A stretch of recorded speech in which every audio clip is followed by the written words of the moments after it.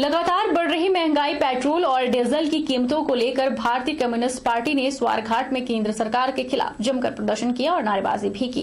दल के पूर्व विधायक के कौशल की अगुवाई में एसडीएम स्वारघाट के माध्यम से राष्ट्रपति को ज्ञापन भी भेजा गया। उन्होंने यह मांग की है कि किसान विरोधी बिलों को तुरंत प्रभाव से रद्द किया जाए। पूरे भारतवर्ष में मोदी सरकार की गलत आर्थिक नीतियों की वजह से ये लगातार महंगाई जो बढ़ी है, इसने लोगों का जीना हराम कर दिया है। आज देश में पेट्रोल, डीजल और आपकी गैस, रसोई गैस जो है, उसमें बेतहाशा वृद्धि करके इस सरकार ने लोगों को लूटने का एक ध्येय किया हुआ है और इसके खिलाफ भारतीय कम्युनिस्ट पार्टी ने राष्ट्रीय पैमाने पर यह फैसला किया है कि 12 तारीख को पूरे देश के अंदर इसके खिलाफ प्रोटेस्ट मार्च किए जाएंगे और उसी का नतीजा है कि आज यहाँ पर ये तमाम किसानों, मजदूरों ने और महिलाओं ने ये धरना लगाया। औद्योगिक क्षेत्र बद्दी में सोमवार को सड़क सुरक्षा को लेकर बैठक का आयोजन किया गया। बैठक की अध्यक्षता एएसपी नरेंद्र कुमार और डीएसपी बद्दी नवदीप सिंह ने की। बैठक में ट्रक यूनियन समेत कई सामाजिक संस्थाओं के प्रतिनिधियों और सरकारी विभागों के अधिकारियों ने भाग लिया। सड़क सुरक्षा को लेकर पुलिस की बैठक में कई अहम फैसले भी लिए गए। बैठक में सबसे पहले शहर में हो रही दुर्घटनाएं किस वजह से हो रही है, उस पर चर्चा की गई। उसके बाद रणनीति बनाई गई कि किस तरह से दुर्घटनाओं को कम किया जा सके। इसमें सबसे पहले राष्ट्रीय राजमार्ग बद्दी से लेकर स्वारघाट तक अत्यधिक गति से चलने वाले वाहनों को रोककर उनके चालान किए जाएंगे और वाहन चालकों के लाइसेंस तक रद्द करने तक का निर्णय लिया गया है। सरकारी और निजी बसों के मालिक को सड़क पर निर्धारित किए गए बस ठहराव पर ही बसों को खड़ी करने के बारे कहा गया है, जिस पर क्षेत्रीय परिवहन अधिकारी द्वारा निजी और सरकारी बसों के प्रबंधकों और चालकों को अपनी बसें तय की गई समय सारणी के अनुसार ही चलाने बारे कहा गया है। उधर डीएसपी बद्दी नवदीप सिंह ने कहा कि इसके अलावा बिना लाइसेंस और हेलमेट के घूमने वाले लोगों का चालान किया जाएगा। वेस्ट पेपर ट्रैकर को बंद करने के बारे में चर्चा की गई, जिसका भार और हाइट निर्धारित मानकों से ज्यादा होता है। ढूंढ बैरियर और बस स्टैंड के गड्ढों को बंद किया जाएगा। इसके साथ ही स्पीड ब्रेकर, जेब्रा क्रॉसिंग पर काम किया जाएगा। वहीं बैठक में पार्किंग की फीस को कम करने के बारे भी विचार विमर्श किया गया।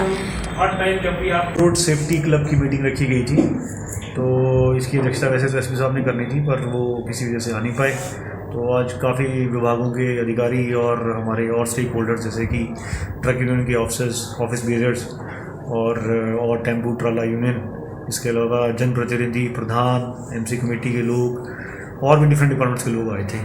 तो इन सब के साथ मिलकर ये चीज़ एक शेयर करनी थी और इनसे सुझाव लेने थे कि बद्दी में जो ट्रैफिक की समस्या थोड़ी बढ़ती जा रही है, जैसे कि डिफरेंट तरह की समस्याएं हैं, तो उसका क्या किया जाए और उसमें कुछ हम मिलजुल के कुछ कर सकते हैं, प्रयास तो वो किया जाए। ट्रैफिक कंजेशन तो पूरी बीबीएन में ही है। इंडस्ट्री टाउन है तो हमारा आवाजाही बहुत ज़्यादा, ट्रैफिक की वॉल्यूम भी बहुत ज़्यादा है। तो खैर वो चीज़ें तो रहेंगी, लेकिन अभी हम और क्या छोटी चीज़ें कर सकते हैं मिलजुल के, कि जहाँ पर कोई खड्डा है या कोई लाइट लगनी है, कोई ट्रैफिक लाइट की प्रॉब्लम है, या फिर जहाँ पर हमेशा समस्या की प्रॉब्लम है, तो उसको देखा जाए। तो सभी लोगों से सुझाव लिए, तो जैसा भी सामने आएगा उस हिसाब से। अखिल भारतीय दलित पिछड़ा एवं अल्पसंख्यक वर्ग परिषद हिमाचल प्रदेश का प्रतिनिधिमंडल उपायुक्त मंडी से मिला और उपायुक्त मंडी के माध्यम से मुख्यमंत्री को ज्ञापन भेजा। ज्ञापन के माध्यम से मेडिकल कॉलेज नेरचौक में आउटसोर्स पर सेवाएं देने वाले स्टाफ नर्सों, वार्ड अटेंडेंट और हाउस कीपिंग स्टाफ की सेवाओं को बहाल करने की मांग की गई। कोरोना काल के दौरान मेडिकल कॉलेज नेरचौक में आउटसोर्स माध्यम से अपनी सेवाएं देने वाले स्टाफ नर्सें, वार्ड अटेंडेंट, हाउसकीपिंग स्टाफ ने अखिल भारतीय दलित पिछड़ा एवं अल्पसंख्यक वर्ग परिषद हिमाचल प्रदेश के माध्यम से उपायुक्त मंडी के द्वारा सीएम को ज्ञापन भेजा। ज्ञापन के माध्यम से इन कर्मचारियों ने सरकार से अपनी सेवाओं को बहाल करने की मांग की है। परिषद के महासचिव चमन राही ने कहा कि कोरोना काल के दौरान मेडिकल कॉलेज नेरचौक में दर्जनों युवाओं को आउटसोर्स पर staff nurse, ward attendant, housekeeping के लिए रखा गया। इन कर्मचारियों ने बीबीएमबी सुंदरनगर, एमसीएच सुंदरनगर में अपनी सेवाएं दी, लेकिन दुर्भाग्यवश 3 महीने बीत जाने के बाद भी इनको अपना वेतन नहीं मिला है और न ही कुछ दिनों से इनकी सेवाएं ली जा रही हैं। चमन राही ने कहा कि जिन कर्मचारियों ने कोविड वॉरियर के रूप में कोरोना काल के दौरान अपनी सेवाएं दी, वे दर दर की ठोकरें खाने को मजबूर हैं। इन्होंने 3-4 महीने लगातार इन्होंने कोरोना जो चरम सीमा पे था, सैकड़ों लोगों की जान बचाई और सैकड़ों लोगों की जान बचाई, लेकिन उसके बावजूद इनको जो वेतन था अभी तक नहीं मिला। और उसके साथ साथ ऑन रोड इनको कहा गया कि तीसरी लहर जब आएगी तब आप काम के ऊपर आएंगे। एक ही उद्देश्य है कि इनका वेतन भी मिले और इनका जो परिवार का दुखड़ा जो सुना है, जो लोग दुखी हैं, इसमें नर्सिंग बीएससी नर्सिंग कर रखी है और साथ में इनकी ज्वाइनिंग क्योंकि इनको निकाला नहीं गया है, कोई नोटिस नहीं भेजे गए, किसी प्रकार के नोटिस नहीं। जब नोटिस नहीं है तो इनको काम क्यों नहीं दिया जा रहा है?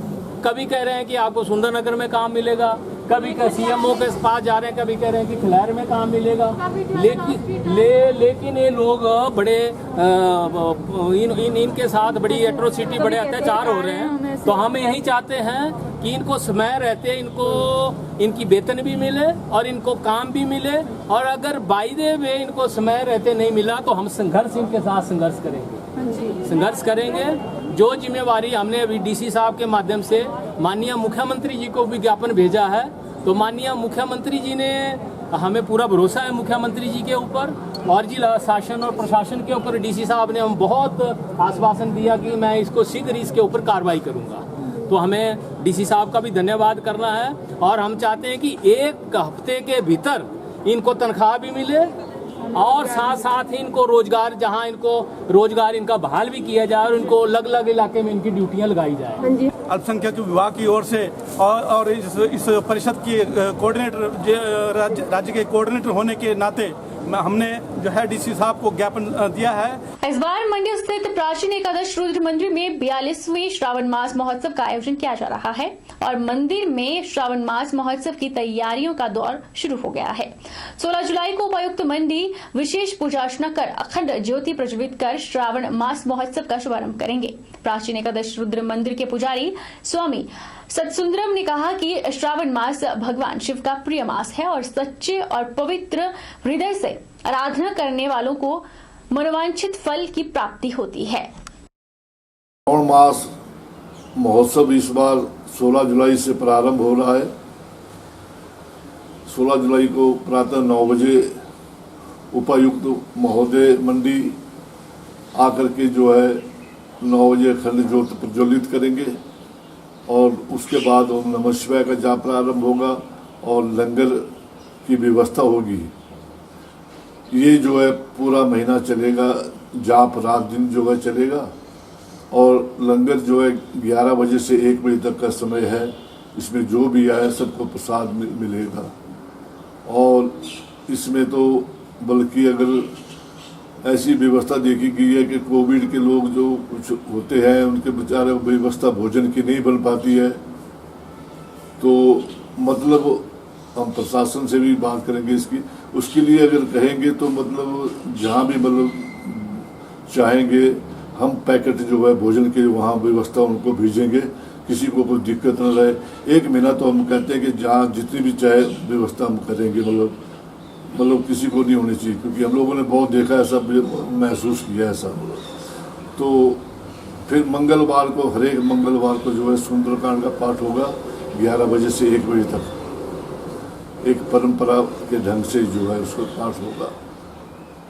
तो इसमें भगवान शंकर का विशेष मास माना जाता है। इसमें कहते हैं कि थोड़ा सा भी जल भी चढ़ा दे, बिलपत्र चढ़ा दे, भगवान शंकर बड़े खुश होते हैं।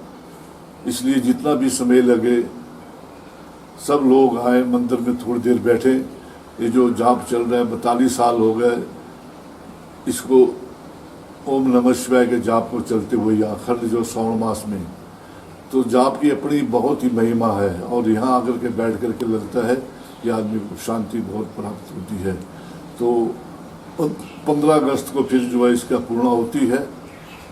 हवन 10 बजे प्रारंभ होगा और 12 बजे पूर्ण होती है और फिर भंडारा 1 बजे भंडारा प्रारंभ होगा। तो मतलब सब लोग इसमें सादर आमंत्रित हैं और सबका सहयोग अपेक्षित है। सब लोग इसमें समय पे आए और जो है अपनी अपनी जो है भगवान के प्रति श्रद्धा सुमन जो है समर्पित करें। बहरहाल बुलेटिन में इतना ही। आप देखते रहिए HP 24/7।